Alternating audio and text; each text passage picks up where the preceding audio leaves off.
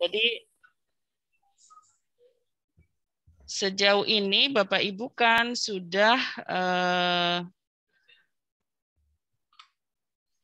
menyelesaikan agenda 1 ya Bapak Ibu ya. Iya, Bu. Ya, Bu. Iya, Bu. Agenda 1 sudah, kemudian Bapak Ibu juga seharusnya ya, saya tidak tahu nih makanya saya mau memantau dulu sejauh ini.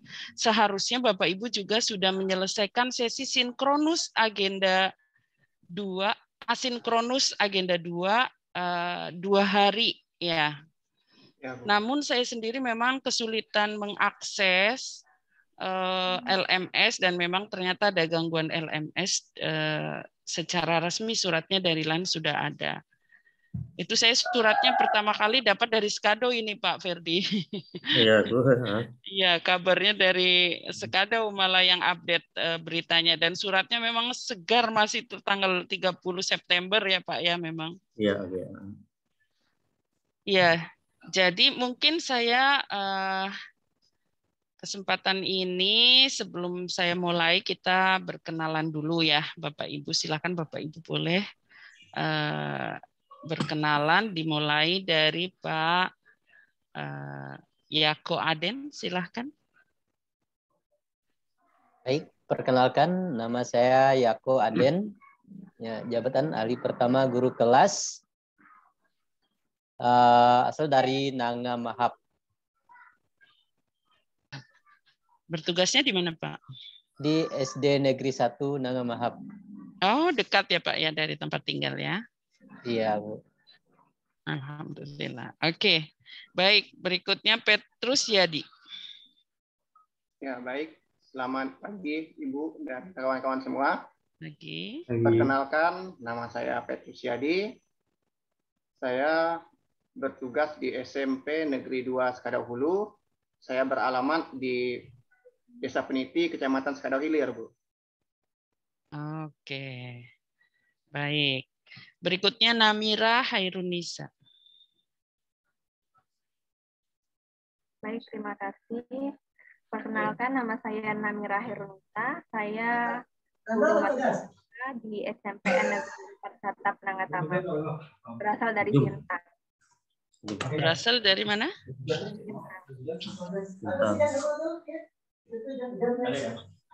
Suaranya kurang jelas. Maaf Pak Ferdi. Iya Pak Ferdi suaranya tadi masih mute. Soalnya silakan Namira boleh diulangi. Ya, perkenalkan nama saya Namira Hairunisa. Saya guru matematika di SMPN 4 Satap Nangataman. Oke. Guru matematika ya. Oke, baik sekali. Terima kasih. Berikutnya Yuni Kristianti. Selamat pagi semuanya. Perkenalkan, nama saya Yuni Kristianti, asalnya dari Belitang Hilir. Saya bertugas di SD Negeri 38 Tapang Bilah. Oke, guru SD ya di Tapang apa namanya Bu? Tapang Birah. Tapang Birah. Ya, oke. Berikutnya Putri Angesti. Baik, terima kasih Bu. Perkenalkan, nama saya Putri Anggesti. Saya guru matematika dari SMPN Negeri 2 Belitang Hulu. Oke, guru matematika ya di SMP Belitang Hulu. Oke, baik. Berikutnya Arif. Baik, terima kasih. Selamat pagi semuanya. Saya Arif. Saya guru matematika SMP Negeri 1 Nanga Mahap. Saya berasal dari Sintang. Terima kasih. Oke, baik. Terima kasih. Banyak guru matematika ini ya. Oke. Fani Fadilasari. Terima kasih Bu. Perkenalkan nama saya Fani Fadilasari. Saya bertugas di SMPN 3 Skadau Hulu asal dari Kabupaten Sanggau. Dari Sanggau tapi bertugas di Skadau gitu. Iya. Tinggalnya sementara di Skadau. Tinggalnya sudah pindah ke Skadau sudah. Iya.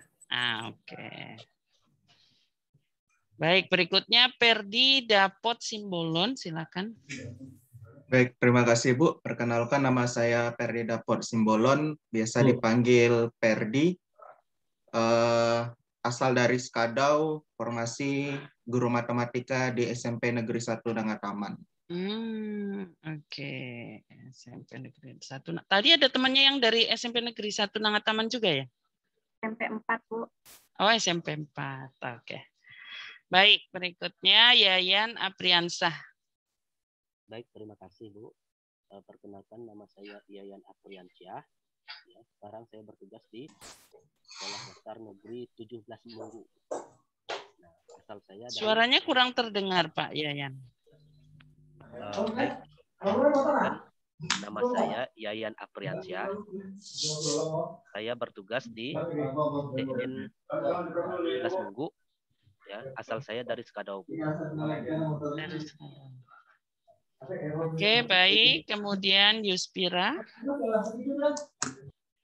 Baik, selamat pagi semuanya. Selamat pagi. Ya, perkenalkan nama saya Yuspira. Saya berasal dari Belitung Hulu. Jabatan saya ahli pertama guru kelas.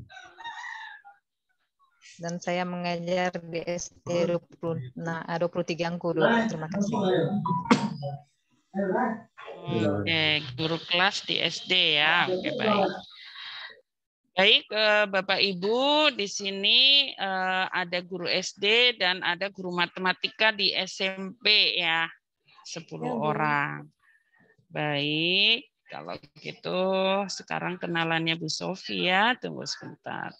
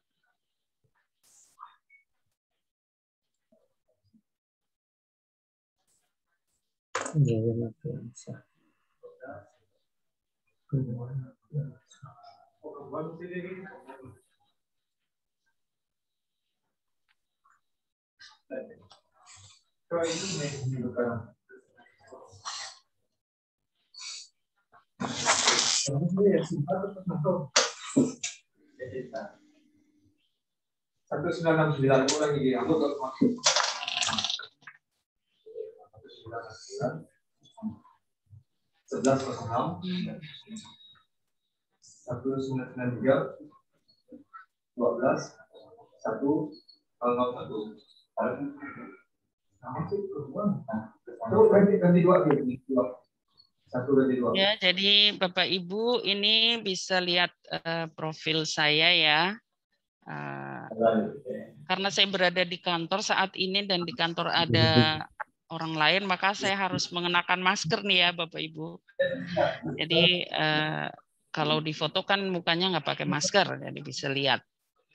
Iya, jadi ini nama lengkap saya ya, Bapak Ibu bisa panggil saya Ibu Sofi. Kemudian saya lahir di Brebes di Jawa Tengah tanggal 23 Juli tahun 70.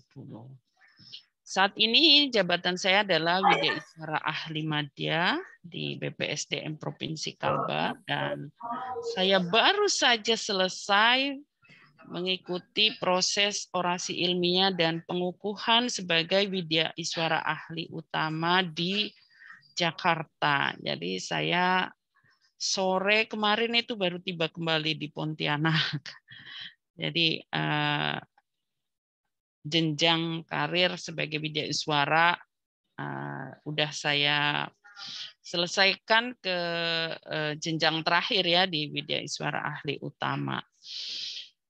Dan ini suami saya, beliau adalah dokter spesialis radiologi yang bertugas di Rumah Sakit Umum Dr. Sudarso ya. Saya tinggal di Pontianak di Jalan Paris 2, ini alamatnya.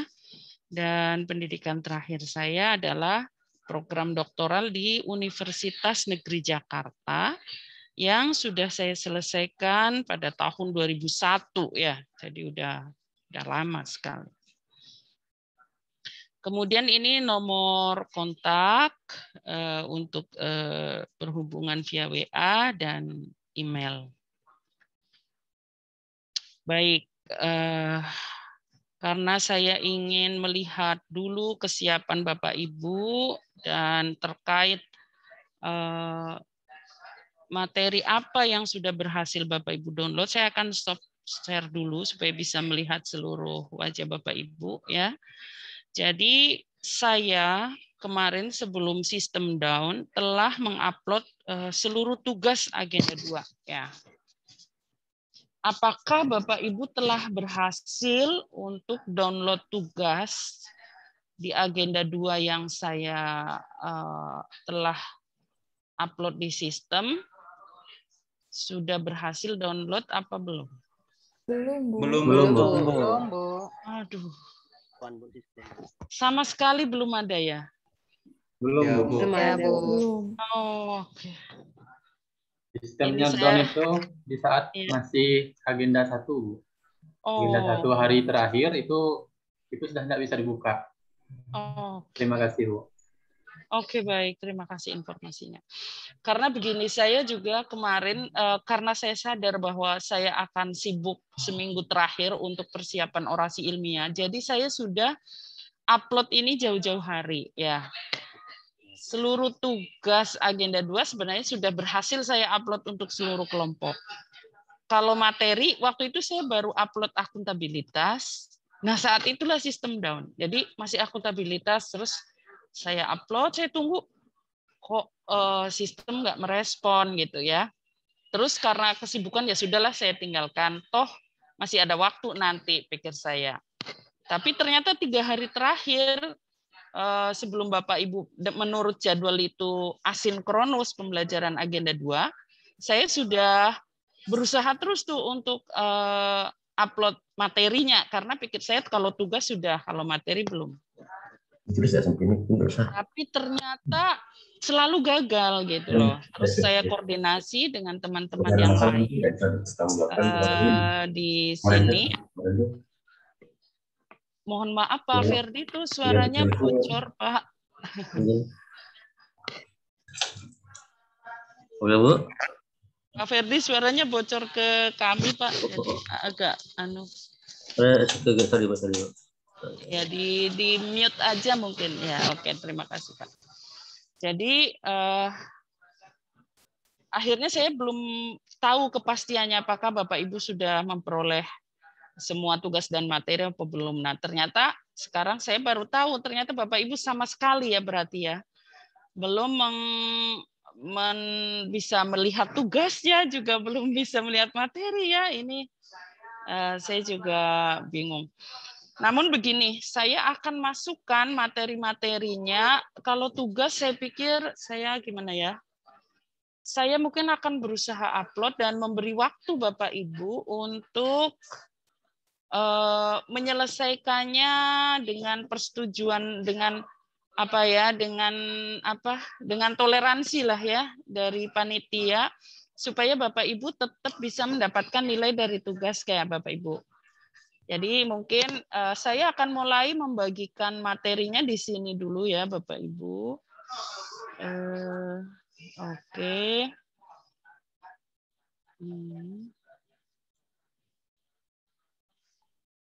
Ya.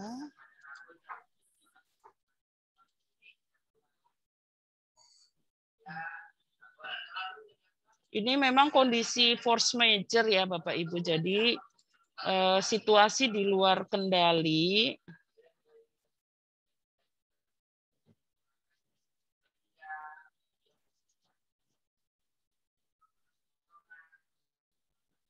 Ini filenya agak besar, jadi mungkin agak lama.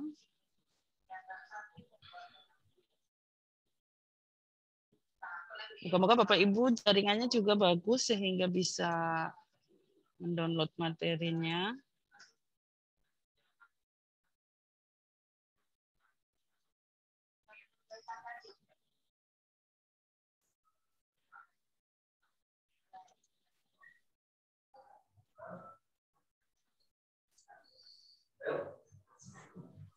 Sudah berhasil akuntabilitas. Sudah muncul belum di tempat Bapak Ibu? Bu. Sudah, Bu. Ya. Sudah, Bu. Bapak Ibu silahkan download yang sudah saya kirim di situ. Ya, ini 5 materi saya masukkan semua ke dalam di open chat. Memang agak perlu waktu ya Bapak Ibu. Jadi Bapak Ibu, nah sudah, ini udah semua. 5 materi sudah ada di sini.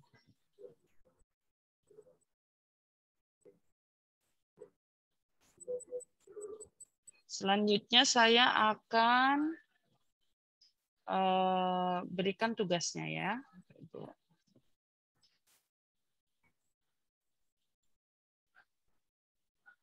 Belum muncul punya saya nih, Bu. Oh iya, disabar ditunggu dulu ya. Iya, Bu. Mungkin ya. agak tergantung kecepatan internet saya pikir. Iya, Bu. Terima kasih.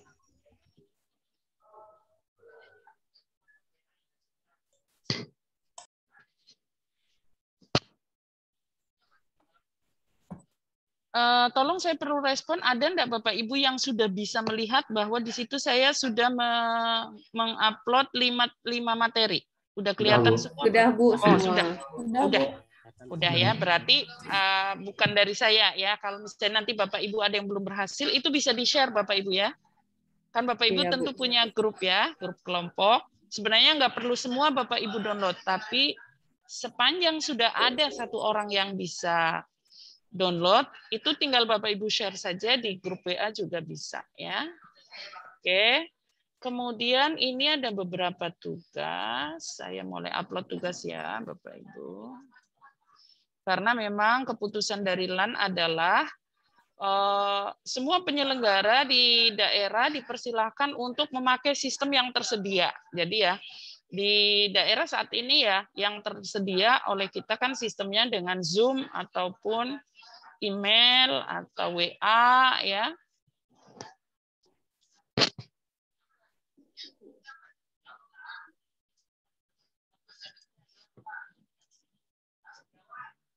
Ketua kelompoknya siapa di sini?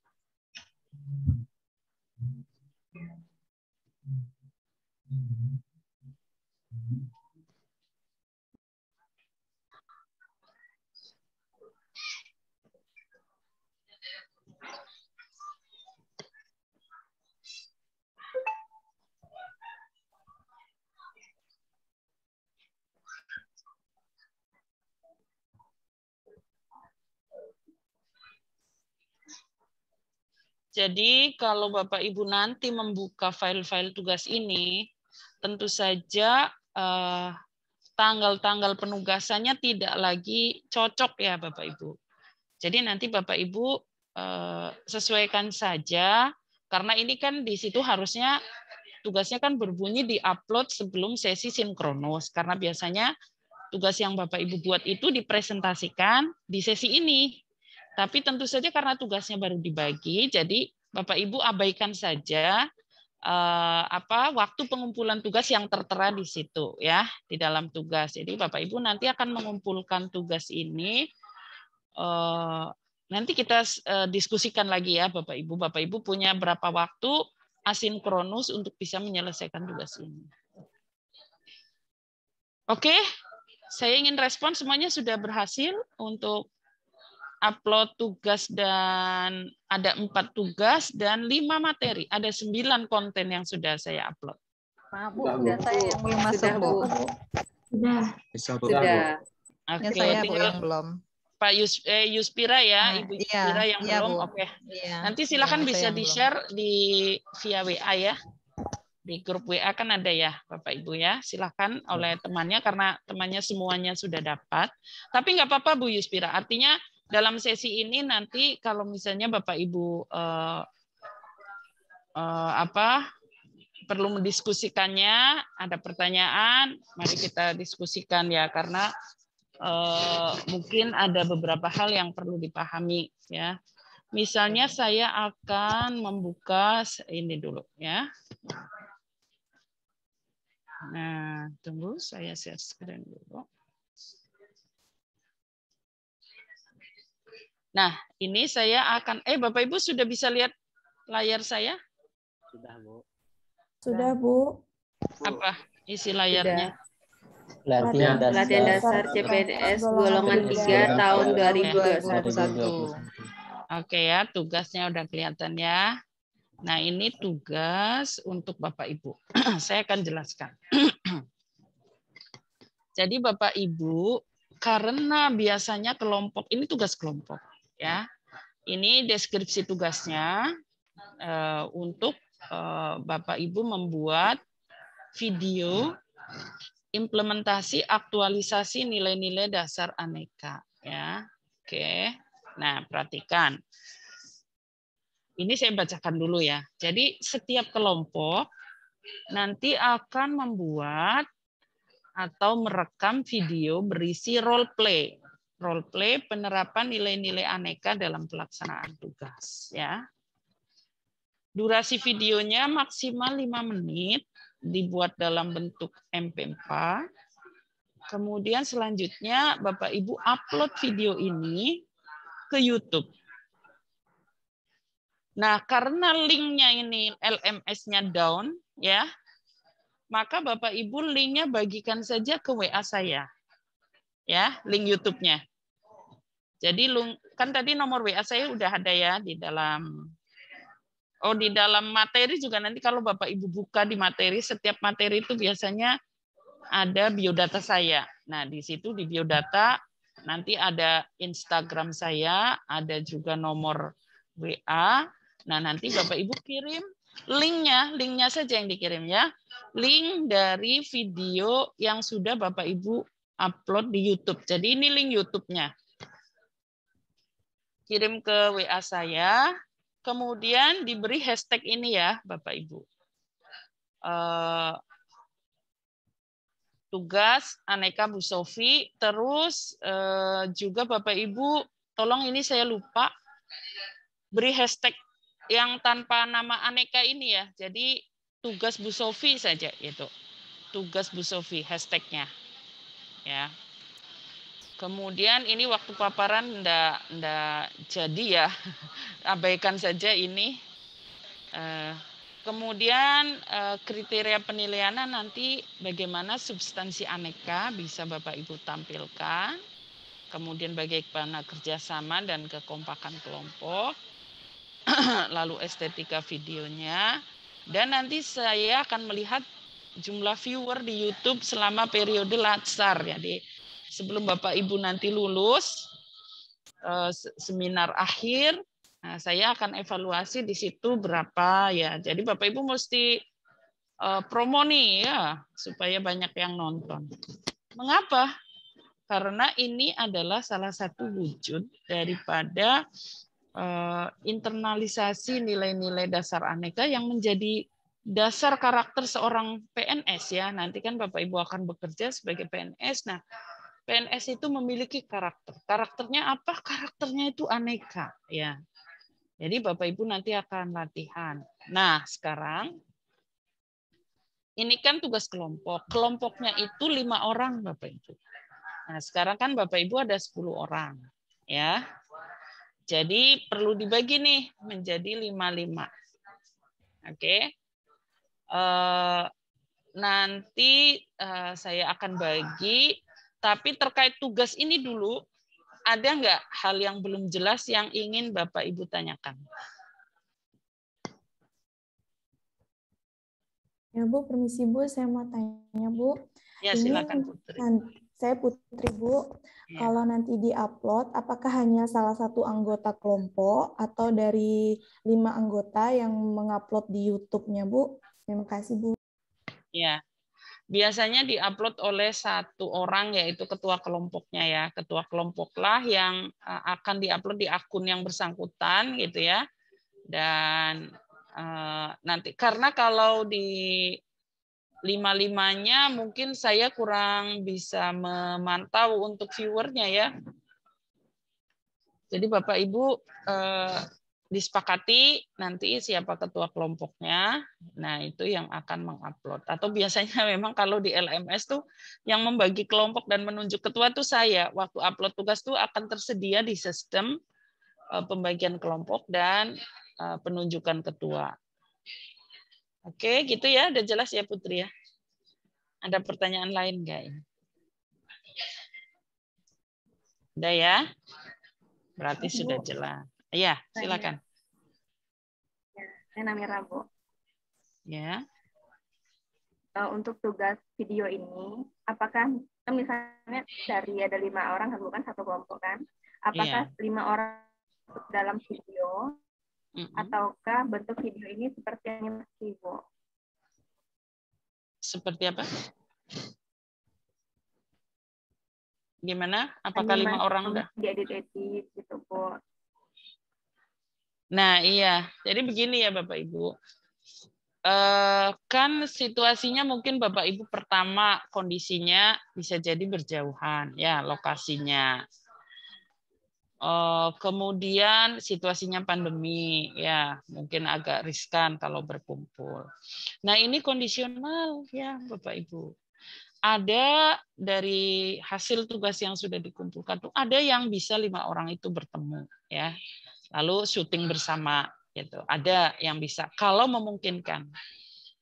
Ada juga yang masing-masing memerankan satu adegan ya dengan pemeran lain yang mereka bisa temukan di tempat tugas masing-masing gitu ya. Kebagian satu nilai indikator nilai dari aneka karena biasanya anggotanya 5 orang pas tuh.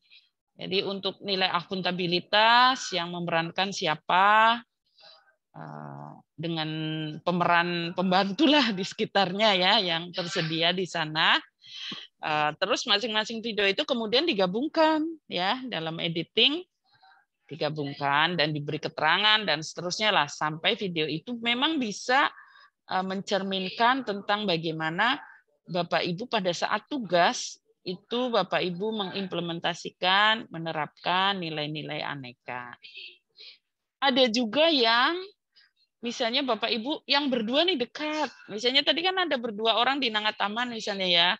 Oh dekat. Jadi ada yang syutingnya 2 orang ini, terus yang 3 1. Ada yang 2 orang memerankan untuk 3 adegan, terus yang 3 orang memerankan 2 adegan, ada yang 1. Jadi situasional ya, silakan Bapak Ibu itu kreasi dari setiap kelompok dan bagaimana Bapak Ibu menemukan solusi terhadap keterbatasan kondisi saat ini ya. Jadi kalau tidak dimungkinkan untuk bertemu ya bisa dibuat tanpa bertemu itu ya. Kalau memungkinkan bertemu ya mungkin itu Bapak Ibu bisa menjalin kerjasama. Tapi kerjasama pun tidak harus dalam tatap muka kan ya.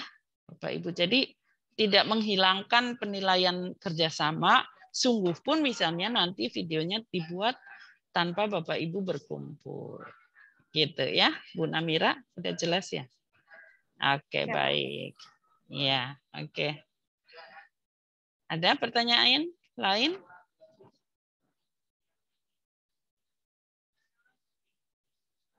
Kalau tidak ada, saya akan membuka file tugas berikutnya, yaitu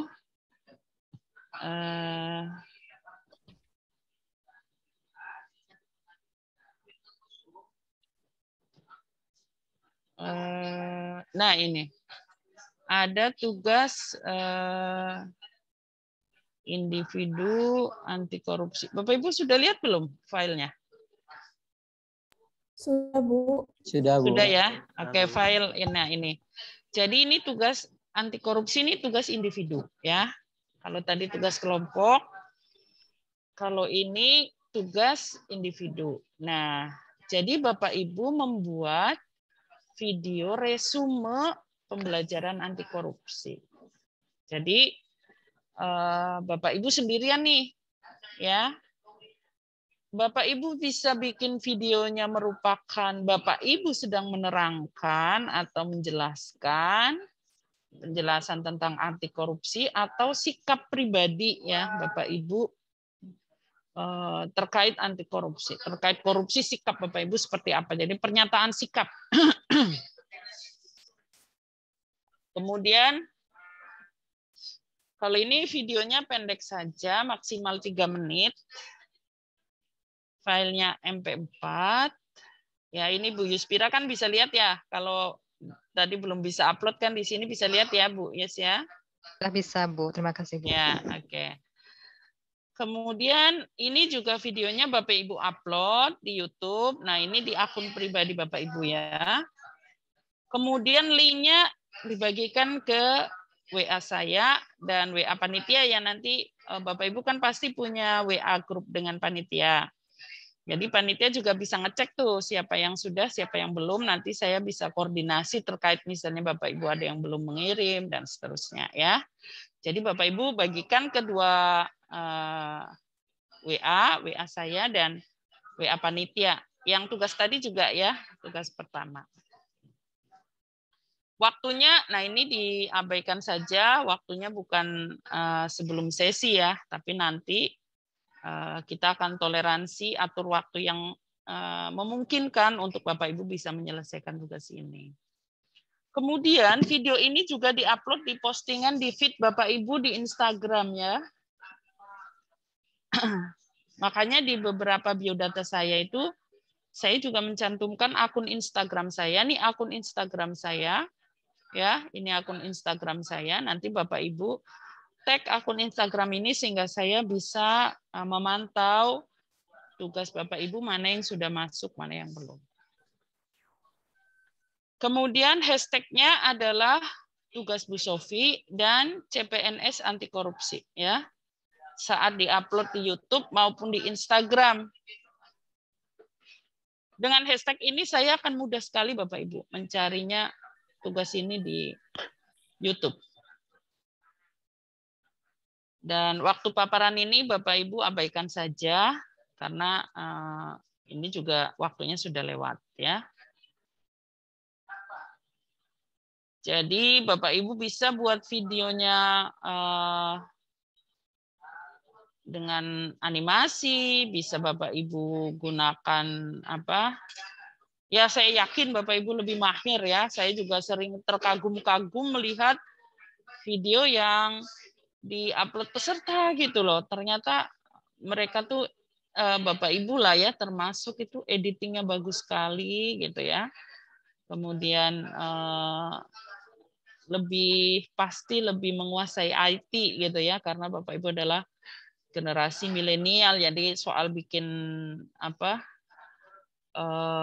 video dan seterusnya itu adalah hal-hal yang sangat Bapak Ibu kuasai. Oke. Untuk tugas yang kedua ini ada pertanyaan? Saya Bu. Ya, silakan. Untuk uploadnya kan di Instagram nih ya Bu. Ya. Sementara waktunya kan ini kan maksimal kan bisa 3 menit. Di Instagram itu kan seingat saya upload video itu maksimal 1 menit nih. Iya. Itu gimana Bu? Nanti masuk ke IGTV Pak. Oke, IGTV-nya. Iya, bisa, tetap bisa. Jadi yang akan tampil adalah 1 menit pertama di feed. Kalau mau menyaksikan video lengkapnya kan nanti tinggal klik IGTV-nya. IGTV-nya, oke. Iya, nggak masalah. Ya. Oke. Makasih Bu. Oke, bagus pertanyaannya. Terima kasih. Ada lagi pertanyaan lain tentang tugas ini? Sampai Bapak Ibu betul-betul jelas dan bisa membuat tugas ini ya tanpa bingung lagi gitu. Ya.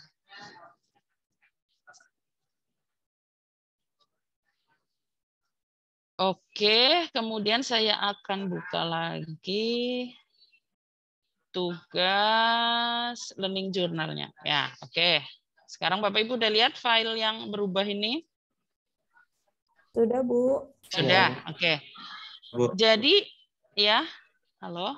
Ini adalah tugas learning journal ya. Bapak Ibu secara harian itu membuat learning journal. Learning journal ini dibuat dalam file suara, Bapak Ibu ya. rekaman suara MP3. Di situ Bapak Ibu bercerita. Jadi saya cuma dengar suara aja nih, suara Bapak Ibu ya. Cerita deskripsi tentang pengalaman pembelajaran. Ya, tentu saja sekarang pengalaman pembelajaran Bapak Ibu adalah gagal mengakses LMS misalnya ya. Tapi apapun itu ya, saya ingin dengar. Ya, saya ingin dengar. Kemudian apa yang berhasil Bapak Ibu pelajari dari materi ya. Tunggu dulu, karena Bapak Ibu itu sudah berhasil masuk ke agenda 1, tentu saja seluruh materi di MOOC kan sudah Bapak Ibu download ya. Ya Bu, sudah. Ya Bu, sudah. Ya Bu, sudah Bu. Berarti 5 modul aneka dan 5 PPT aneka yang berasal dari LAN sudah Bapak Ibu peroleh. Maka substansi materi itu seharusnya ini sudah Bapak Ibu pelajari ya. Artinya pada saat 2 hari asinkronus kemarin walaupun belum ada tugas, tapi Bapak Ibu sudah mempelajari materi. Maka dalam tugas ini Bapak Ibu sampaikan apa yang sudah berhasil Bapak Ibu pelajari ya. Terkait agenda 2 ya. Nah, untuk tugas ini durasi maksimalnya hanya 3 menit. Dan waktu pengumpulan ini diabaikan saja. Nanti Bapak Ibu sepakati waktu pengumpulannya bersama panitia dan bersama kelompoknya gitu ya. Oke, untuk tugas ini cukup jelas? Ada pertanyaan? Sudah jelas, Bu. Sudah jelas ya? Oke.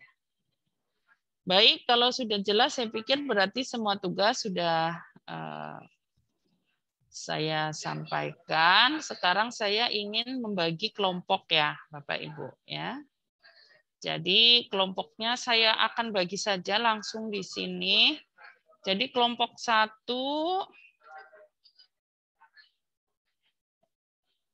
Yako Aden, Petrus Yadi, Yuni Kristianti, Namira Hairunisa, dan Fani Fadilasari.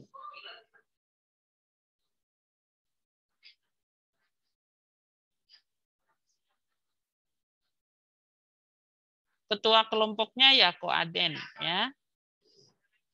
Kemudian kelompok 2 Putri Anggesti, Arif, kemudian Perdi Dapot Simbolon, kemudian Yuspira, dan Yayan Apriansah.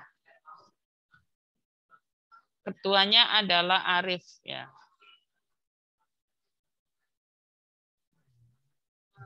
Oke. Oke, sejauh ini sudah paham tentang tugas? Itu ya? Oke, baik. Kalau sudah jelas, mari kita lihat jadwalnya. Kapan kira-kira Bapak Ibu bisa upload? Saya akan lihat dulu jadwal Bapak Ibu. Bapak Ibu sinkronus lagi untuk agenda 3 kapan?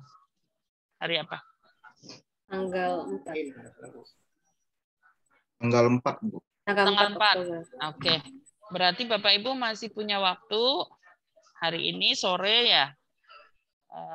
Sepanjang hari, kemudian tanggal 2 dan tanggal 3 ya. Jadi bagaimana kalau dikumpulkan tugas ini tanggal 3? Ya.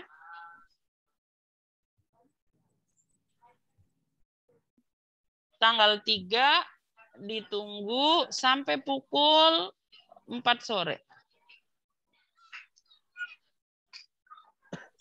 Tanggal 3 berarti hari Minggu, Bu ya? Tanggal 3 tuh hari Minggu ya? Minggu. Ya, Bu. Ya, Bu, Ya, Minggu. hari Minggu tanggal 3. Enggak apa-apa, kan kirimnya di WA ya. Jadi Bapak Ibu kerjakan ini hari Kamis ya? Iya, Bu. Ini hari Kamis. Jumat, Bu. Hari Jumat, Bu. Astagfirullahaladzim, maaf. Ini hari Jumat, tanggal 1. Bapak Ibu bisa kerjakan setelah sesi ini selesai kan sebentar ya Bapak Ibu. Bisa mulai koordinasi dengan kelompok. Terus Sabtu seharian Bapak Ibu bisa kerjakan. Minggu Bapak Ibu kalau mau finalisasi silahkan jam 4 sore hari Minggu saya tunggu filenya ya. Karena kalau tanggal 4 Bapak Ibu pasti udah akan persiapan untuk agenda 3. Ya, gitu. Oke? Bisa disetujui? Bisa, Bu. Oke, baik. Akan, Bu. Oke. Sekarang ya Bapak Ibu, ini kan di aneka ini kan Bapak Ibu ada 5 materi. Dari akuntabilitas, etika publik, anti korupsi, komitmen mutu, dan nasionalisme. Bapak Ibu ada jadwal ketemu saya lagi enggak? Saya enggak dengan jadwal. Kalau nggak salah saya ada ya? Nggak ada, Bu. Hah, nggak ada? Ada, Bu. Ada. Di kapan tuh? Hari Selasa, 5 Oktober. 5 Oktober ya. Oh iya, nanti coaching agenda 1, 2, 3 ya. Oke, bagus sekali, saya suka. Jadi, nah kita akan ketemu lagi 1 kali untuk coaching agenda. Maka saya saat ini akan menyampaikan, kita masih punya waktu berapa lama ini? Kita sampai jam 9 ya Bapak Ibu? 9.45 Bu. 9.45, oke.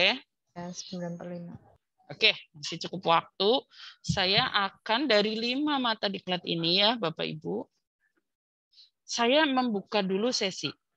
Jadi ada enggak dari Bapak Ibu yang sudah Bapak Ibu coba pelajari ya di MOIC dari materi baik dari modul maupun PPT yang berasal dari MOIC, ada enggak yang materi terkait agenda 2 ini yang Bapak Ibu ingin diskusikan bersama tutor ya pada saat sekarang itu tutornya hadir gitu ya.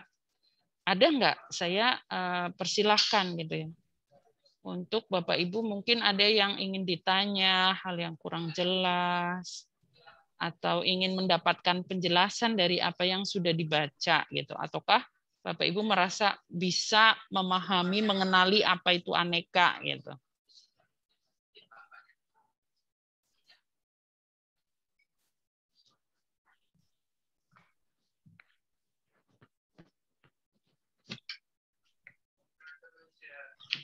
Thank you. Kalau tidak ada, maka saya akan memilih ya Bapak Ibu, karena memang tidak semua materi ini bisa disampaikan dalam waktu 1 jam.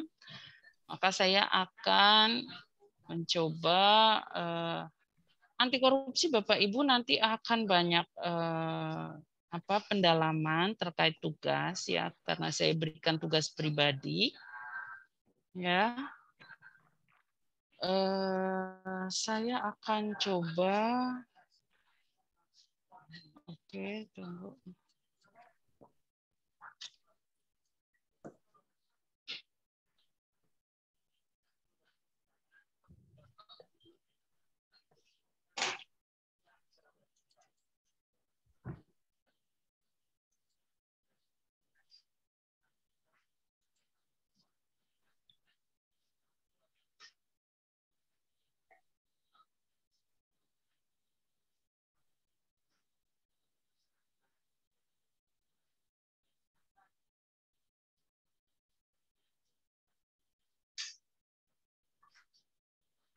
Oke.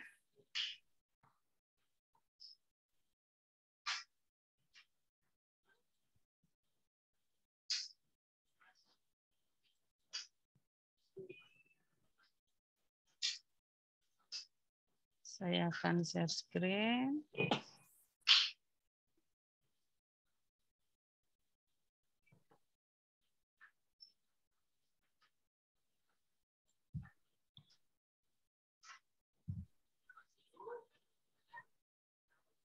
Oke ya, saya akan coba berikan pendalaman terkait materi anti korupsi ya, Bapak Ibu.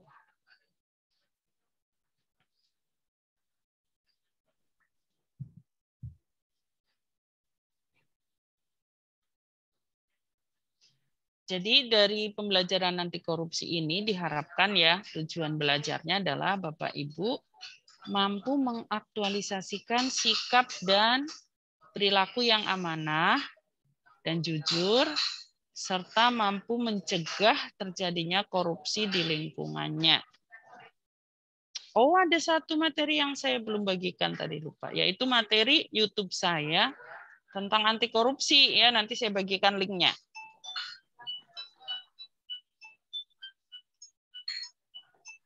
Tunggu Bapak Ibu sebentar. Waalaikumsalam. Iya. Ini maaf ya, dari siapa ya? Oh, Bu Beni. Iya, saya lagi ngajar, mohon maaf, Bu. Iya, makasih. Waalaikumsalam.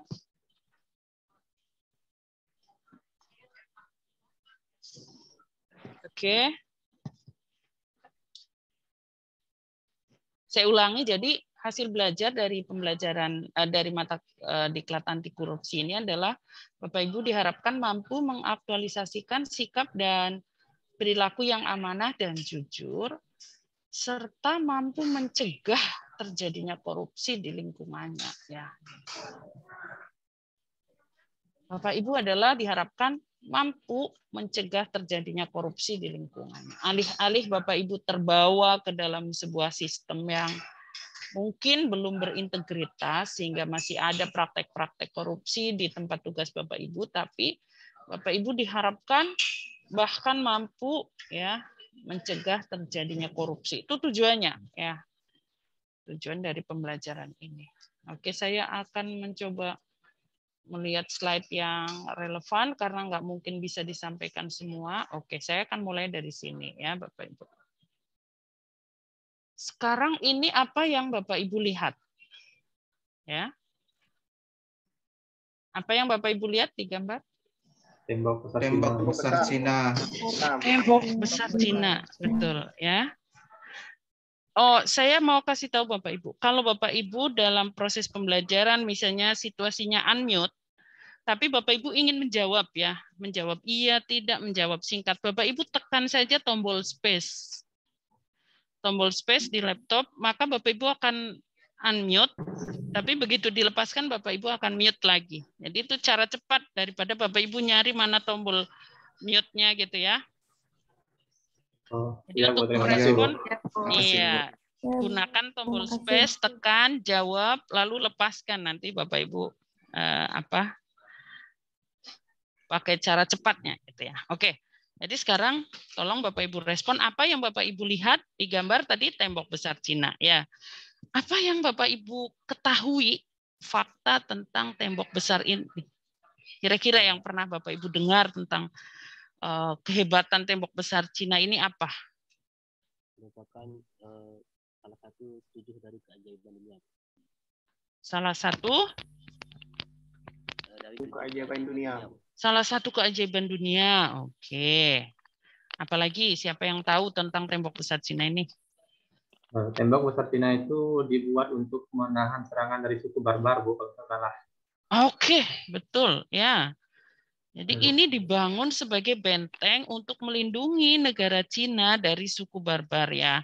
Jadi suku-suku yang nomaden pada waktu itu gitu. Oke, apalagi bagus sekali ya, apalagi. Apalagi yang Bapak Ibu tahu tentang tembok besar Cina? Merupakan tembok yang terpanjang di dunia. Merupakan tembok terpanjang di dunia, betul. Jadi tembok ini panjangnya itu 8.000 kilometer lebih ya. Jadi Bapak Ibu bayangkan kalau Jakarta ke Surabaya itu ujung barat Pulau Jawa sampai ujung timur Pulau Jawa itu jaraknya 850 kilometer. Jadi kalau 8.000 kilometer maka Jakarta Surabaya bolak-balik 10 kali itu panjangnya. Bapak Ibu bayangkan ya. Jadi sangat panjang. Oke, apalagi fakta lain yang Bapak Ibu tahu? Buatan manusia. Halo, gimana suaranya kurang jelas? Buatan manusia, Bu. Strukturnya dari manusia, bukan alat. Oh, saya kurang bisa mendengar suaranya dengan baik nih. Buatan tangan manusia. Buatan tangan manusia. Oke, iya. Dibuat merupakan karya manusia, betul, ya. Oke, apalagi? Apalagi yang Bapak Ibu tahu? Pasti ada lah yang Bapak Ibu pernah dengar, ya. Jadi tembok besar Cina ini, Bapak Ibu ya, lebarnya itu berkisar dari 7 sampai dengan tingginya itu berkisar dari 7 sampai dengan 15 meter. Ya. Jadi nggak ada manusia setinggi itu gitu ya. Jadi nggak bisa dilompati tanpa alat. Kemudian lebarnya itu antara 3 sampai dengan 8 meter.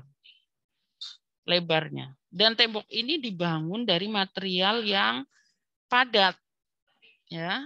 Jadi batu bata, kemudian batu-batu ya yang sangat padat. Artinya apa Bapak Ibu? Dengan ketinggian dan ketebalan seperti itu, nyaris mustahil tembok ini bisa dibobol. Mengapa? Karena tembok ini didirikan atau dibuat di topografi tertinggi dari setiap wilayah. Bapak Ibu bisa lihat di sini ya. Jadi dia membangun di sini yang rendah, tetapi dia bangun di tempat yang tinggi. Bapak Ibu lihat gerakan mouse saya enggak? Enggak ya? Lihat, Bu. Lihat ya. Jadi dia bangun tuh di topografi tertinggi seperti ini. Artinya apa? Lapangan pandangnya itu sangat luas, bisa lihat ke bawah. Ya, kalau orang penjaganya berada di atas benteng ini, maka dia akan sangat mudah mengawasi pergerakan musuh. Kalau musuh mau menuju itu, dia baru manjat di sini ya, udah bisa kelihatan oleh penjaga di benteng-benteng ini, karena dia membangun di tempat-tempat yang tertinggi. Nah, tembok ini juga dibangun dalam periode waktu yang sangat lama ya Bapak Ibu. Beberapa referensi menyebut ini dibangun dalam periode sampai dengan 1.600 tahun sampai dengan finalnya. Jadi lama sekali sampai beberapa dinasti. Dan banyak sekali juga korban jiwa Bapak Ibu ya. Korban jiwa pada saat pembangunan ini karena mereka memakai mekanisme seperti kerja paksa gitu ya kepada petani dan tentara untuk membangun tembok ini. Artinya apa tadi? Pertama udah disampaikan nih.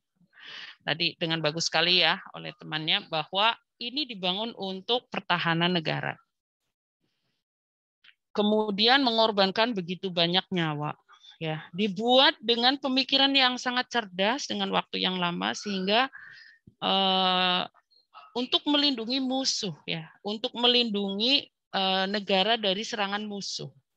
Ya. Oke. Itu faktanya. Namun apa yang terjadi Bapak Ibu ya? Dalam 100 tahun pertama musuh berhasil masuk melampaui tembok itu sebanyak 3 kali. Bukan dengan cara dirubuhkan karena sulit tadi ya. Namun dengan cara memberi gratifikasi kepada penjaga benteng, Bapak Ibu.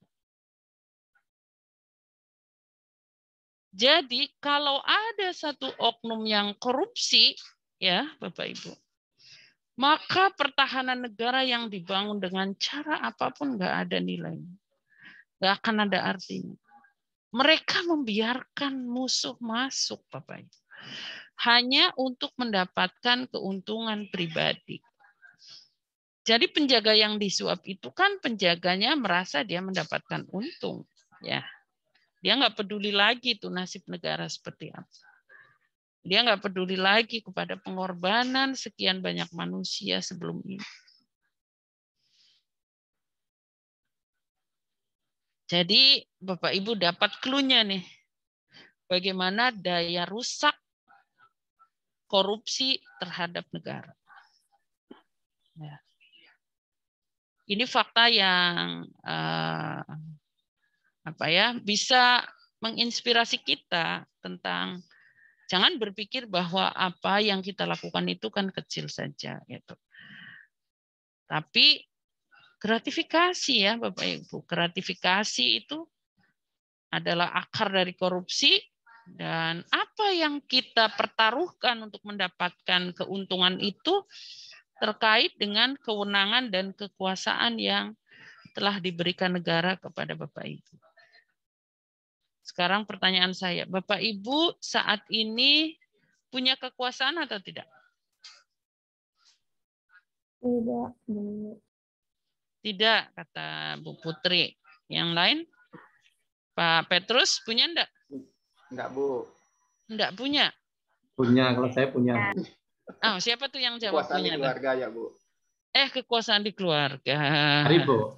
Saya mengatakan kalau kita punya kekuasaan, Bu. Kalau kita berada di dalam kelas, kita kan guru nih, Bu. Ya. Jadi kita kalau di saat mengajar itu memang kita diberi kekuasaan penuh untuk mengelola kelas. Jadi saya merasa memang kita diberi kekuasaan kita kan setiap bidang tuh punya porsinya masing-masing, Bu. Ya. Jadi menurut saya kalau guru itu ya kekuasaannya full di saat kita mengajar. Terima kasih. Oke, bagus sekali. Kita aplaus dulu. Kita aplaus. Bagus sekali jawaban Pak Arief ya. Betul sekali Bapak Ibu, betul.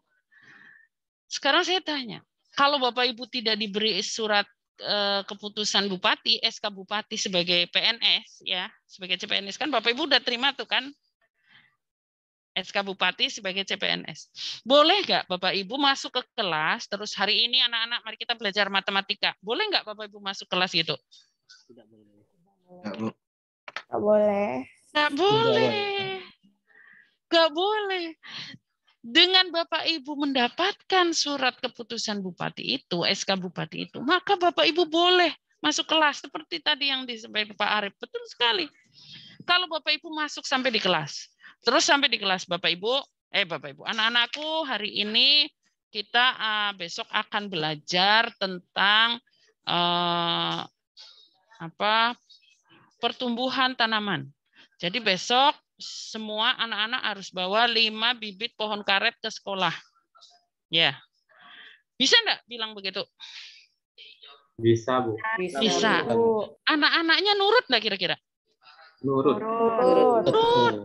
Itu kekuasaan, Pak. Ya. Ternyata Bapak Ibu kumpulkan bibit pohon karetnya, bukan ditanam di situ, ditanam di kebun seorang. Ya kan? Iya. Korupsi. Perhatikan, semua kewenangan yang kita miliki itu memiliki peluang untuk diselewengkan.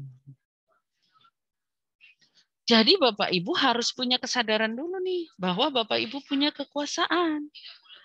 Kalau tadi kan Bapak Ibu merasa, saya nggak punya kekuasaan. Tapi ternyata jawaban Pak Arief tadi sangat cemerlang ya. Bisa menunjukkan bahwa kita punya Bapak Ibu. Bapak Ibu sebagai guru SD, guru SMP, punya kekuasaan. Karena apa? Iya. Kalau misalnya seseorang yang tidak punya SK itu, tetangga Bapak lah misalnya ya, dia bukan PNS, bukan siapa gitu. Dia punya toko, boleh enggak masuk ke kelas Bapak Ibu, terus anak-anakku mulai besok belanja ya di toko saya, boleh enggak dia masuk begitu? Nggak boleh. Nggak boleh, karena dia tidak punya kekuasaan. Ya, Bapak Ibu bisa nyuruh siswanya ngumpulkan batu bata 1 hari 1, ya. Bapak Ibu kumpulkan tiap hari untuk bangun rumah atau pagar di rumah misalnya. Terserah lah ya, whatever. Mungkin contoh-contoh saya agak kasar. Tapi maksud saya mau menunjukkan, mau menyadarkan Bapak Ibu bahwa Bapak Ibu memiliki kekuasaan. Atau mungkin tidak untuk kepentingan pribadi dalam konteks macam itu. Tapi begini Bapak Ibu. Ya, Bapak Ibu masuk kelas, terus Bapak Ibu bilang, anak-anak hari ini Bapak akan kasih tugas. Nah, tugasnya ini dikerjakan ya di sini di kelas dan tidak boleh ribut. Kerjakan semuanya sampai selesai ya. Sekarang Bapak keluar dulu sebentar. Terus Bapak keluar dari kelas. Pergilah ngojek atau apa misalnya terserah ya. Maksudnya menggunakan waktu yang dikuasakan kepada Bapak Ibu digunakan untuk bekerja, tapi Bapak Ibu gunakan untuk kepentingan pribadi yang menguntungkan diri sendiri. Bisa nggak? Bisa. Bisa, Bu. Nggak boleh. Nggak boleh itu, tetapi Bapak Ibu bisa melakukan itu. Artinya apa? Saya mau menegaskan bahwa Bapak itu pemegang kekuasaan. Memegang kekuasaan. Sekarang kekuasaan Bapak Ibu, ya seperti tadi kata Pak Arief di kelas. Kemudian pasti Bapak Ibu juga menguasai paling tidak salah satu peralatan di sekolah. Ya. Apa peralatan yang boleh Bapak Ibu pergunakan di sekolah? Alat tulis, media pembelajaran. Nah, alat tulis, media pembelajaran, ya. Mungkin di SMP sudah ada proyektor, ada nggak Bapak Ibu? Ada, Bu. Ada proyektor, ya. Mungkin ada komputer, misalnya ada printer. Nah, peralatan-peralatan itu disediakan dengan dana negara, anggaran negara. Nah, namun, apakah Bapak Ibu memiliki kekuasaan dalam penggunaan alat itu kemudian digunakan dengan amanah atau tidak? Ya, itu Bapak Ibu. Baik, saya akan lanjutkan. Nah, saya akan tunjukkan, ini adalah infografik kasus KPK tahun 2018 yang berhasil saya himpun ya Bapak Ibu. Dari Bapak Ibu perhatikan di sini di bulan Januari itu sudah ditangkap Bupati Hulu Sungai Tengah Kalimantan Selatan dengan barang bukti 1,6 M dan 6 mobil mewah ya. Dalam kasus suap pembangunan Rumah Sakit Umum Daerah Damanhuri. Lalu di 3 Februari KPK menangkap Bupati Jombang dengan barang bukti 25,5 juta dan 9.500 US dollar.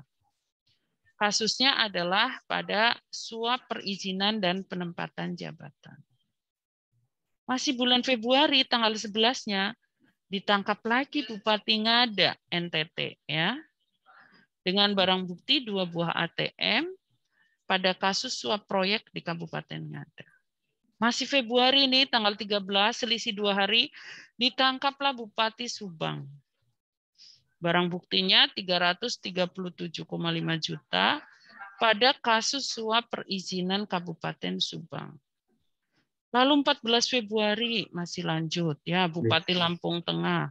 Lalu 28 Februari Wali Kota Kendari. Bapak Ibu bayangkan dalam 1 bulan banyak sekali pimpinan kita yang ditangkap KPK ya. Lalu pada bulan Maret, lalu lanjut 11 April Bupati Bandung Barat dengan bukti 435 juta. Lalu Mei, 4 Mei, lalu 15 Mei, 23 Mei, lanjut lagi 4 Juni Bupati Purbalingga, Bapak Ibu lihat ya.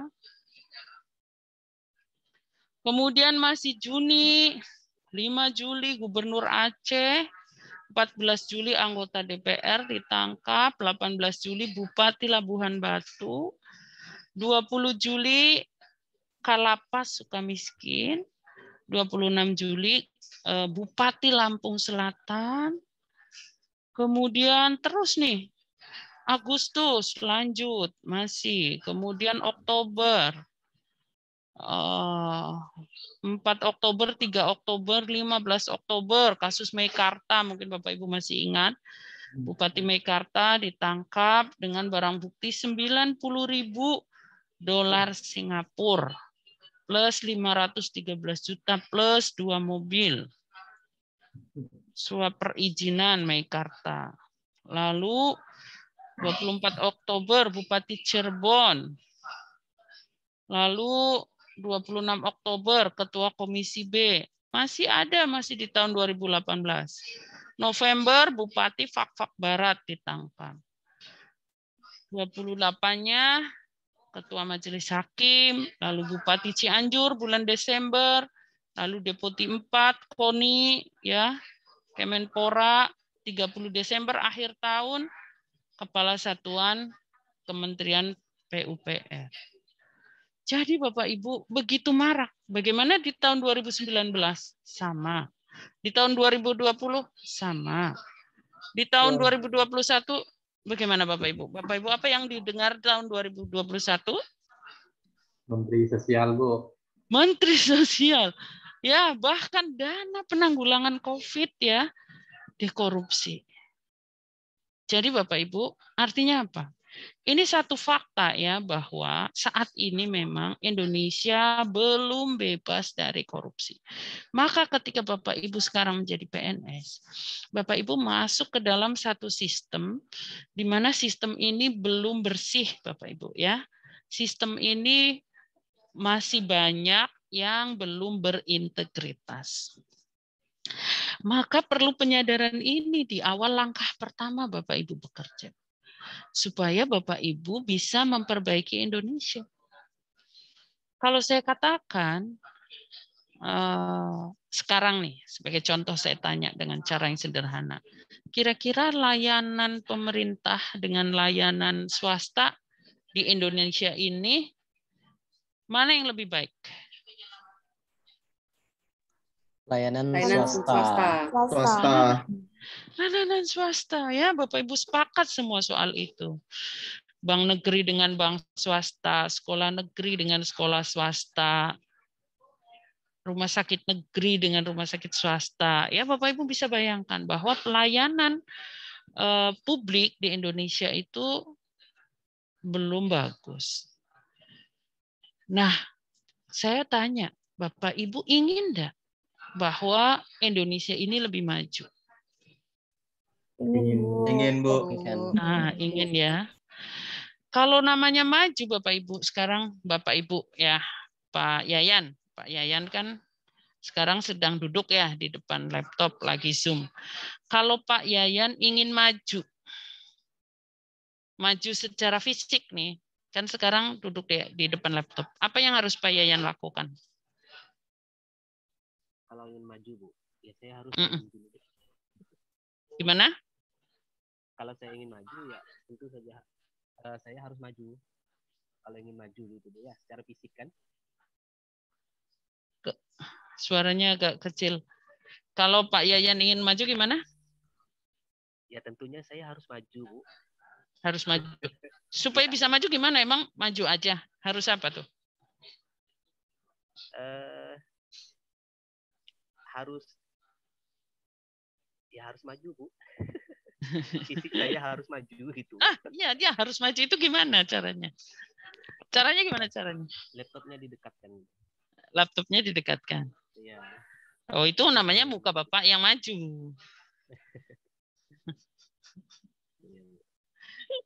Itu namanya mukanya yang maju, bapaknya maju. Maju gimana? Kalau Bapak Ibu ingin maju gimana? Posisi badan digerakkan ke depan. Melangkah, Bu. Melangkah, ya. Pak Ferdi melangkah. Kalau kita melangkah berarti kita meninggalkan posisi kita yang lama enggak, Bapak Ibu? Ya. Nah, artinya kalau kita ingin maju, kita harus meninggalkan posisi kita yang lama, ya. Terus melangkah maju. Berarti ada perubahan dalam hal ini, perubahan posisi. Betul nggak? Betul. Nah, prinsip ini juga Bapak Ibu, kalau Bapak Ibu ingin Indonesia maju, maka kalau Bapak Ibu bekerja dengan cara yang sama seperti apa yang dilakukan oleh pendahulu Bapak Ibu di tempat kerja, kira-kira Indonesia bisa maju nggak? Nggak bakal maju. Nggak bakal maju. Jadi, mau tidak mau, gampang atau susah, Bapak Ibu harus melakukan perubahan cara bekerja.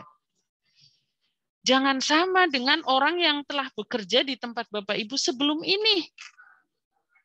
Karena kalau Bapak Ibu bekerja dengan cara yang sama, berarti tidak ada perubahan kan? Tadi Pak Ferdi aja kalau mau maju harus melangkah ke depan, berarti meninggalkan posisi lama kan? Ya, Bu. Kalau Bapak Ibu bekerja dengan cara yang sama, nggak bisa diharapkan Indonesia maju, Bapak Ibu. Kalau ingin Indonesia maju, Bapak Ibu harus bekerja dengan cara yang baru. Tapi Bu, rasanya di tempat tugas saya dari dulu udah bagus, tinggalkan. Rasanya tuh nggak ada yang salah sih Bu dari dulu, tinggalkan. Itu kuncinya, itu kunci penting. Kalau Bapak Ibu ingin menjadi bagian untuk membuat Indonesia lebih maju. Jadi Bapak Ibunya harus berubah. Loh Bu, kan saya langkah pertama. Iya, maka langkah pertama Bapak Ibu harus berbeda dari pendahulu-pendahulunya. Maka di langkah pertama ini Bapak Ibu diberi internalisasi nilai anti korupsi. Supaya Bapak Ibu menjadi generasi PNS yang berintegritas.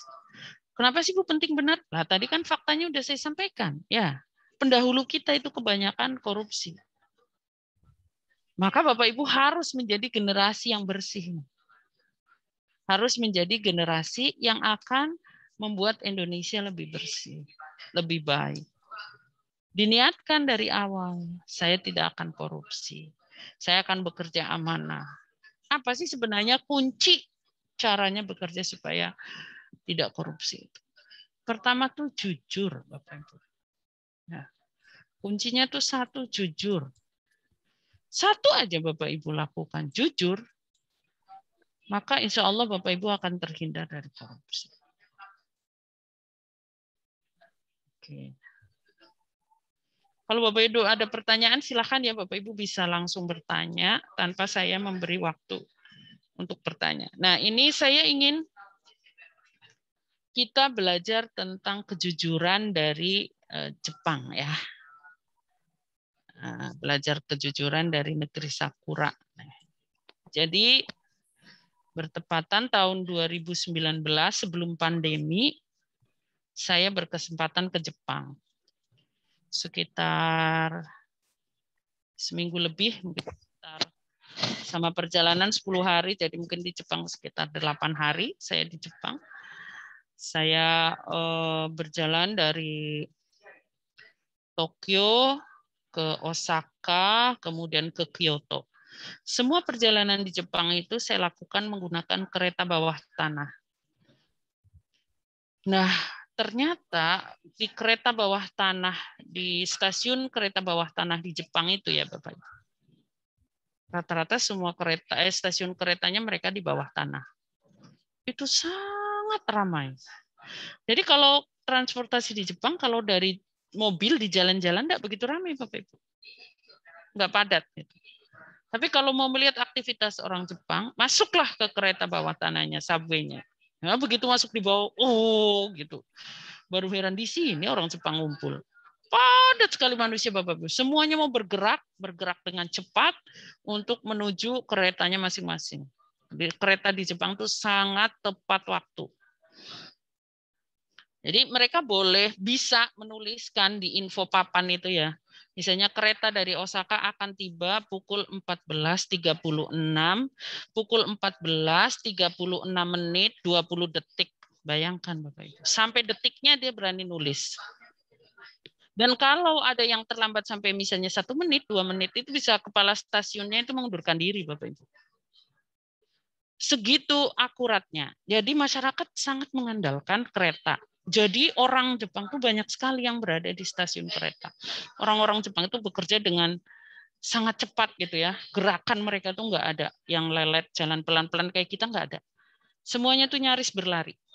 Artinya apa? Orang di sana sangat sibuk. Nah, di sana di stasiun kereta bawah tanah itu selalu ada counter ini Bapak Ibu ya. Namanya Lost and Found Center.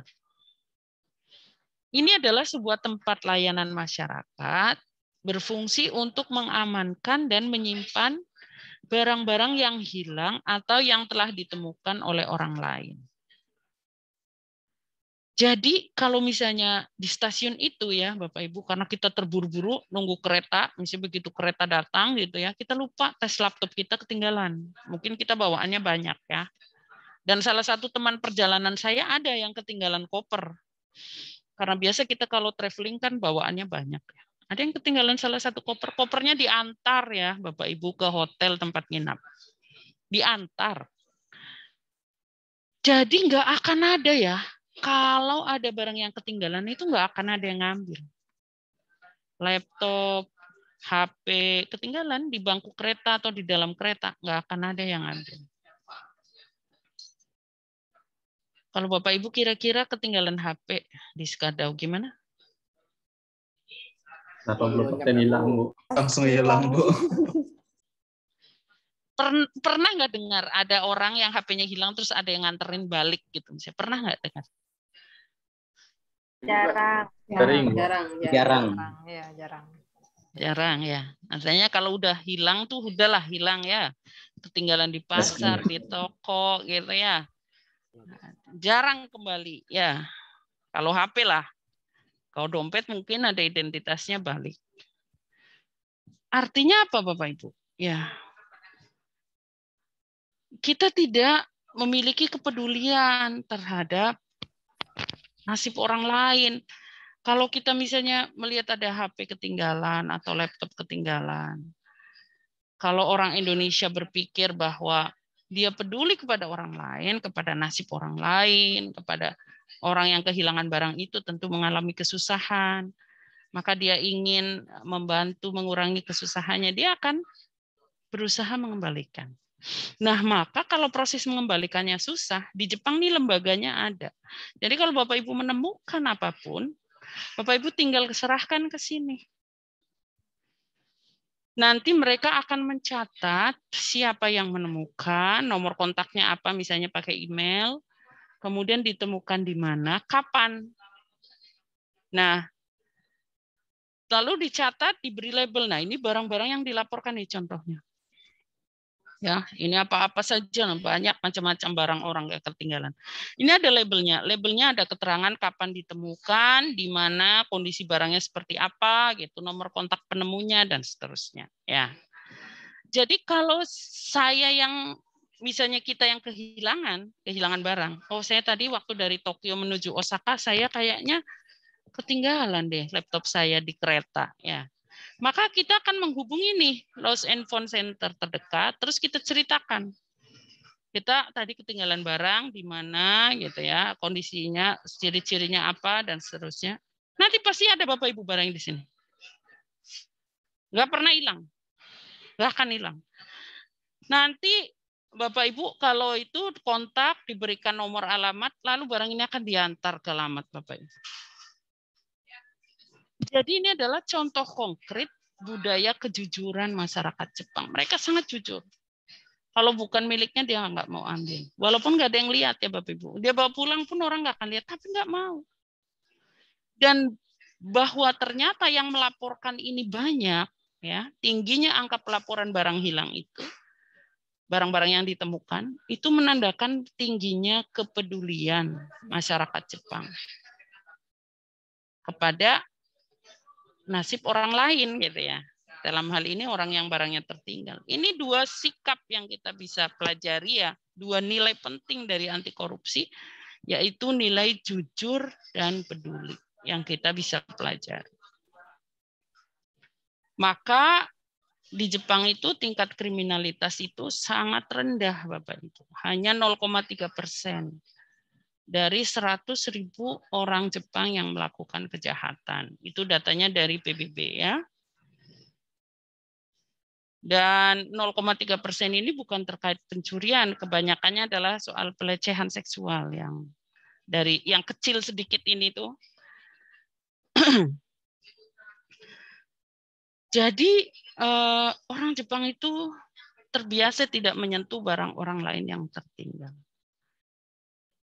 Lalu kalau kemudian barang ini dalam waktu 6 bulan tidak ada yang mengambil, ya kan nggak tahu nih pemiliknya siapa, tidak ada yang komplain, tidak ada yang ngambil, maka barang ini akan ditawarkan kepada yang menemukan. Yang menemukan dihubungi bahwa sampai 6 bulan sejak barang ini dilaporkan tidak ada yang mengambil. Apakah Bapak atau Ibu berminat memilikinya? Ya, kalau berminat silahkan akan dikirim kepada yang menemukan. Tetapi kalau tidak berminat dan kebanyakan mereka tidak mau, ya, maka barang ini akan dijual, dilelang, dan dana yang diperoleh akan digunakan untuk operasional lembaga ini. Begitu, ya. Ini kita belajar teladan kejujuran, ya, dari Jepang dan sikap peduli. Jadi kalau Bapak Ibu kira-kira kalau suaminya pulang bawa duit segini nih segini nih, lihat amplopnya. Kira-kira berapa nih? Banyak kan? Banyak. Bu. Lebih banyak nggak dari gaji yang diterima Bapak Ibu sebulan? Lebih banyak itu kayaknya. Banyak ya. Sebanding, Bu. Nah itu dia. Lebih banyak dari gaji, tiba-tiba pasangan kita pulang bawa duit segini, nih kasih duit nih, gitu, ya. Apa kira-kira yang Bapak Ibu lakukan ketika suaminya pulang bawa uang segini nih? Pasti bertanya, Bu, sesuai dengan gambar ini, Bu. Mas, ini gitu uang ya? siapa loh? Oh gitu ya. Atau jangan-jangan begitu terima, alhamdulillah, pas benar, lagi perlu kulkas baru, kulkas yang kemarin rusak, Papa, sinilah, gitu ya. Tapi istri yang baik harusnya bertanya, ya, kenapa kita mendeteksi ketidakwajaran? Kalau ada hal yang tidak wajar, maka kita waspada, ya. Kewaspadaan ini lebih penting daripada kesukaan atau kegembiraan dengan uang yang banyak ini. Tapi itu nggak semua orang punya, Bapak Ibu. Ini karena ada pertanyaan ini ya. Di sini udah tertera. Tapi kalau nggak, lihat duit segini pas lagi perlu pula, misalnya ya. Pas ada anggota keluarga yang sakit pula, lagi perlu obat, ya. Pas waktu pendaftaran anak-anak sekolah misalnya, ya Bapak Ibu. Atau pas dari kemarin misalnya ada rumah tuh bocor di kamar gitu ya, pengen beli atap baru, memperbaiki itu perlu tukang. Datang bawa duit segini. Ya, alhamdulillah syukur benar, pas benar nih lagi perlu duit gitu ya. Tapi kita perlu punya kewaspadaan gini. Karena kalau sesuatu yang tidak wajar, Bapak Ibu tahu gaji suami misalnya berapa, tapi yang dibawa itu jumlah yang tidak sesuai dengan itu, berarti ada ketidakwajaran, Bapak Ibu perlu waspada ya, karena istri yang baik selalu bertanya sebelum ikut ditanyai ketika suaminya jadi tersangka. Nah, itu dia. Ya.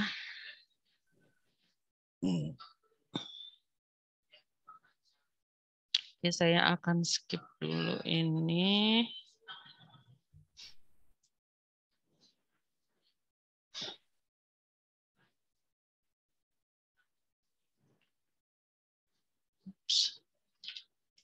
Pukul 9 masih ada waktu. Oke, tunggu. Ya. Kalau nggak semuanya bisa disampaikan, saya harus memilih.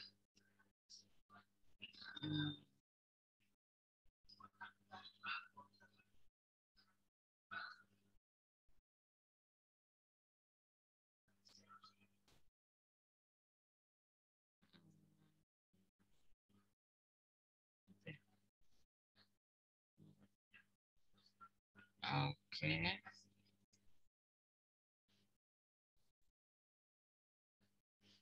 Sekarang saya akan putar sebuah film. Bapak Ibu perhatikan, filmnya pendek saja.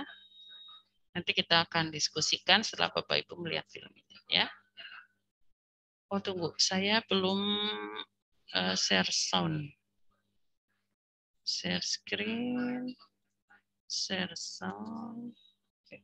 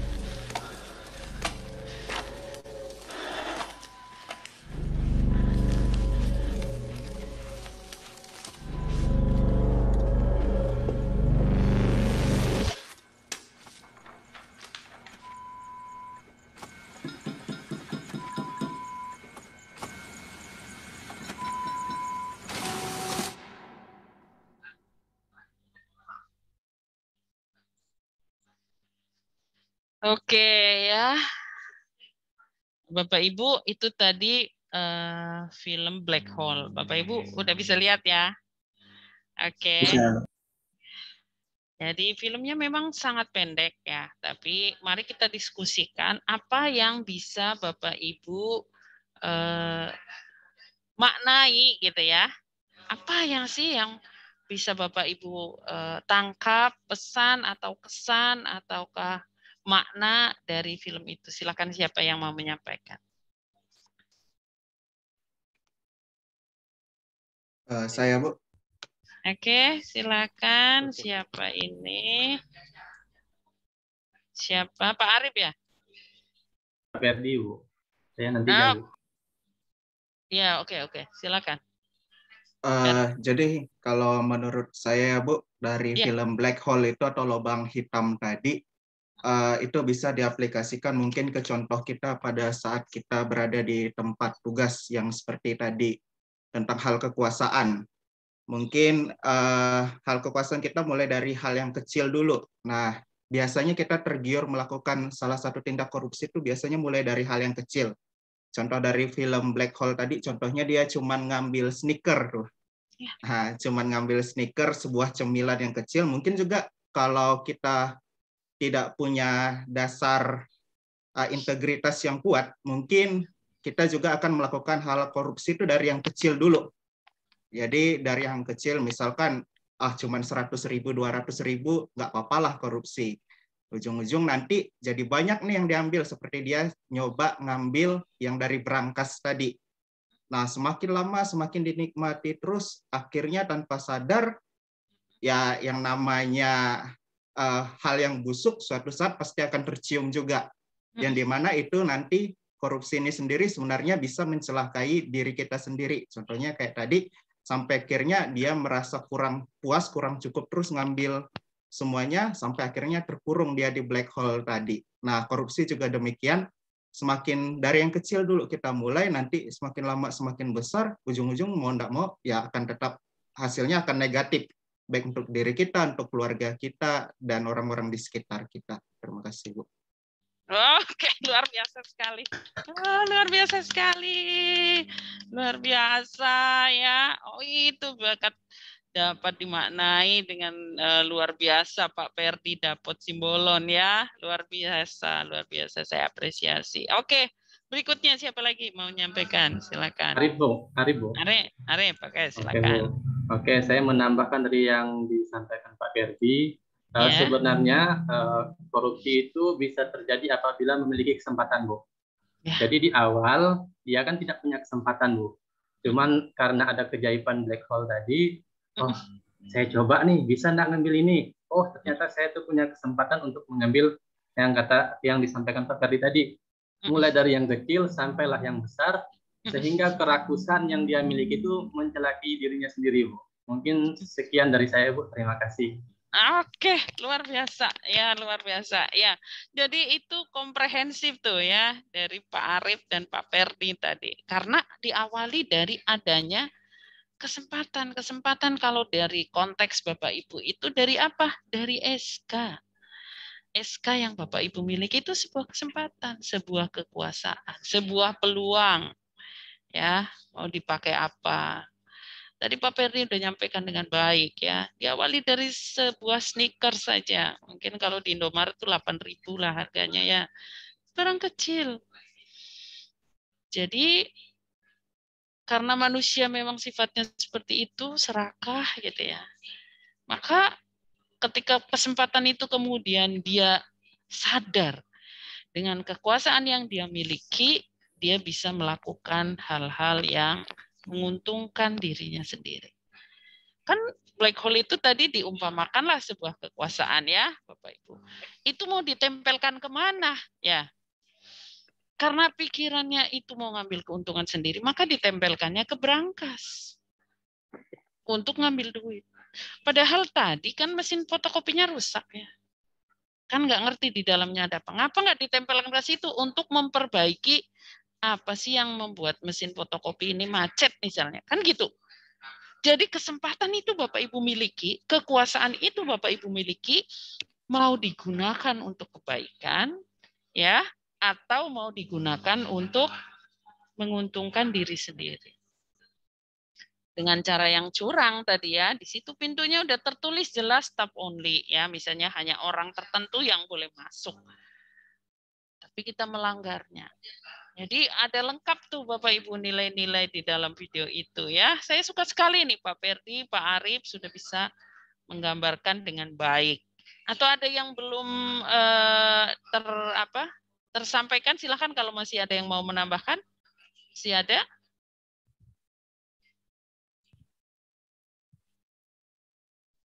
Oke, kalau cukup saya akan beralih ya. Jadi Bapak Ibu bisa dapatkan tentang bagaimana sih hubungan kekuasaan dengan perilaku korupsi dari video yang sependek itu. Jadi black hole itu betul kata Pak Arif tadi itu sebuah perumpamaan tentang sebuah kekuasaan. Kekuasaan itu kan membuat kita bisa melakukan banyak hal. Ya.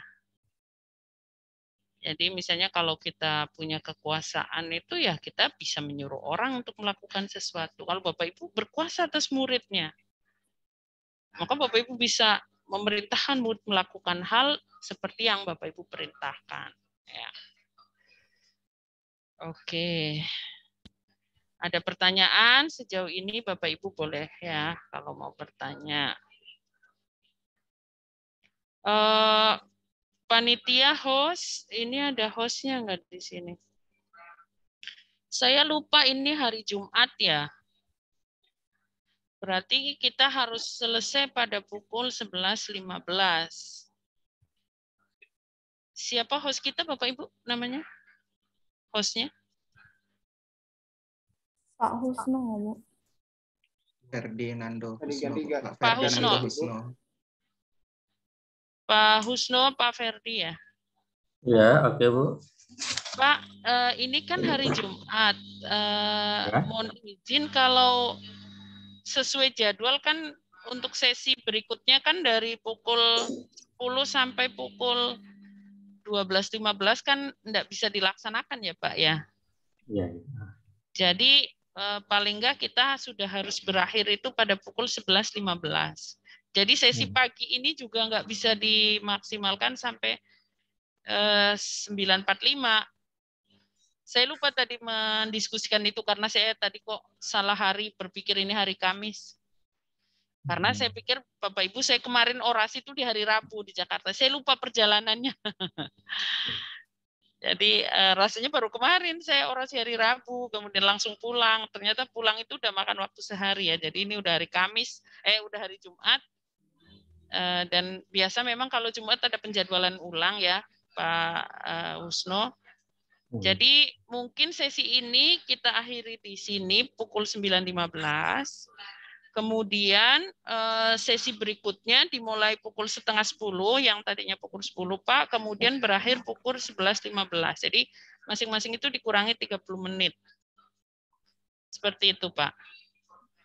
Ya Bu, oke Bu. Jadi pada dasarnya kita mengikut aja Bu, karena kita pun ini hari Jumat juga Bu ya. Mungkin yang muslimnya juga mau makan ya, bagi laki-lakinya. Jadi kita ngikut aja Bu, sesuai dengan yang Ibu sampaikan tadi Bu ya. Oke Bu. Iya, oke. Baik, selanjutnya nanti Pak Ferdi mohon dibantu untuk pemberitahuan ke peserta di kelompok berikutnya ya. Yang saya ampu itu kelompok 3 nggak salah ya. Untuk mereka bersiap pukul 9.30 Pak, 15 menit lagi untuk mereka bisa bergabung di Zoom di berikutnya ya Pak ya. Oke Bu, oke Bu. Oke, jadi baik. pukul berapa Pak tadi Bu? Pukul 9 berapa? 9.30. Iya, 15 menit lagi Pak. Oke.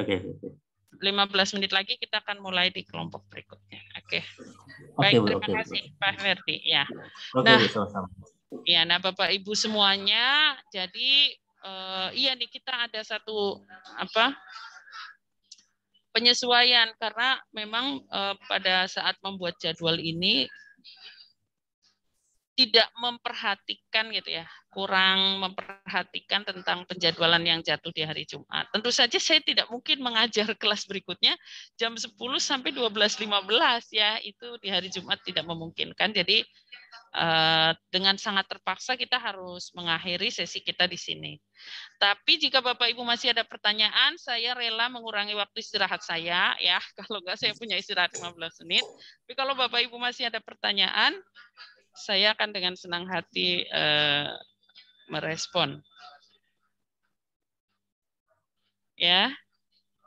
Jadi baik, kalau tidak ada, Bapak Ibu silahkan lanjutkan baca materinya ya. Hal yang penting dari materi anti korupsi ini yang perlu Bapak Ibu pelajari nanti, maka saya akan lihat nanti ya di video yang Bapak Ibu buat itu, yaitu tentang nilai-nilai anti korupsi dan 7 kelompok tindak pidana korupsi. Jadi apa saja sih korupsi itu gitu ya.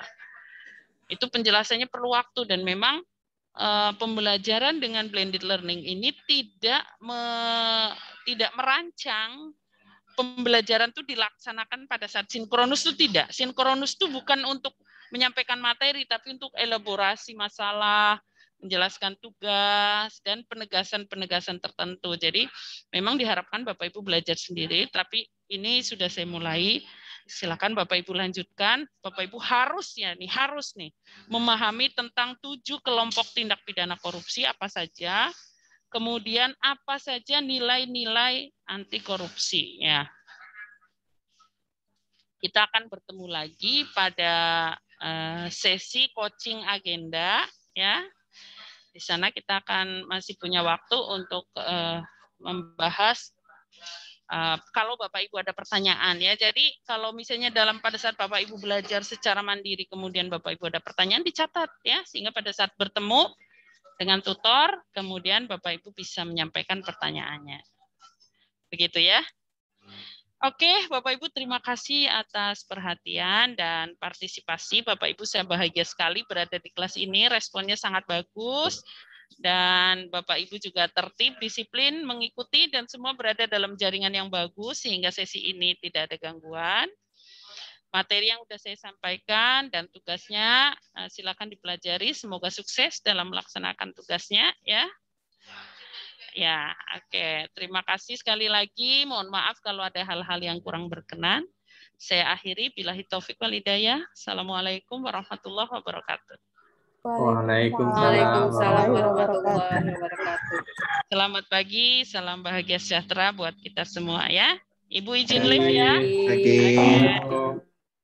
Terima kasih Bu.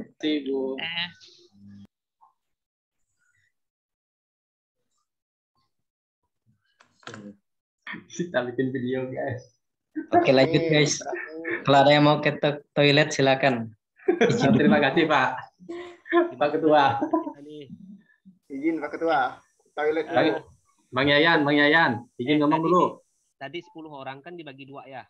Iya. 10 orang dibagi 2, berarti kita ini ada 2 kelompok.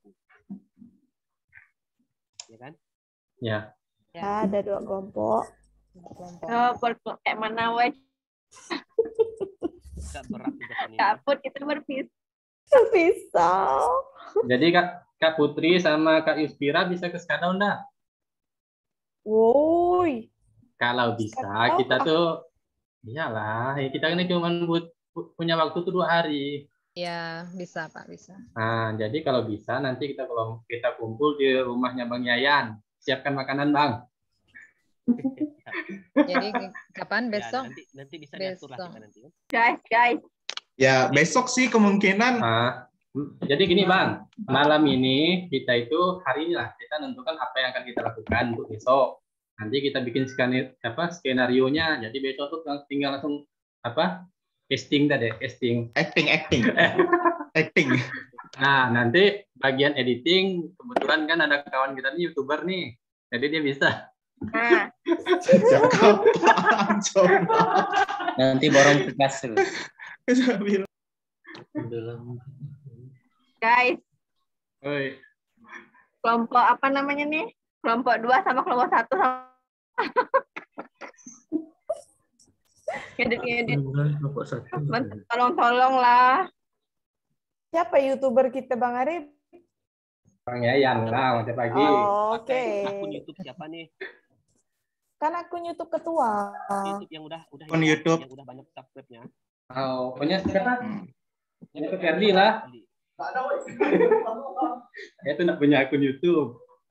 Akun YouTube pasti punya lah Bang Ari. Nah,